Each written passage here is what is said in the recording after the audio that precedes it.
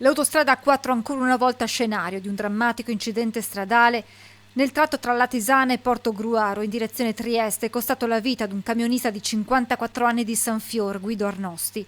La tragedia si è consumata poco prima delle 10 all'altezza del ponte sul fiume Tagliamento. In quel tratto l'autostrada è a 3 corsie. Un camion che trasportava mangimi con alla guida Arnosti, per cause che ora sono al vaglio della polizia stradale, ha tamponato un tir carico di frigoriferi che a sua volta è finito contro una bisarca. Sul posto sono subito intervenuti i vigili del fuoco che hanno liberato dalla cabina il 54enne rimasto incastrato, ma purtroppo per lui non c'era più nulla da fare. Il SUEM non ha potuto fare altro che constatarne il decesso. Ferito il conducente del camion frigo, illeso il terzo camionista. La notizia della morte di Arnosti ha sconvolto tutta la comunità di Sanfior, dove l'uomo viveva con la moglie.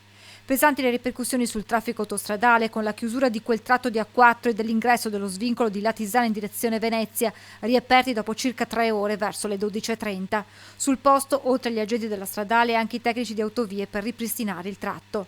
L'incidente di questa mattina arriva 24 ore dopo l'altra tragedia in A4, costata la vita ad un camionista sloveno morto nel tamponamento tra tir tra San Stino di Livenza e il nodo di Portogruaro in direzione Trieste, in quello che ormai è stato denominato il tratto maledetto, a 2 corsie per i cantieri per la realizzazione della terza, caratterizzato da numerosi incidenti. È un bollettino di guerra, non possiamo continuare su questa strada. Abbiamo appena festeggiato il 1° maggio, anche il Papa ha fatto presente che non si può morire e andare a lavorare per mantenere la propria famiglia.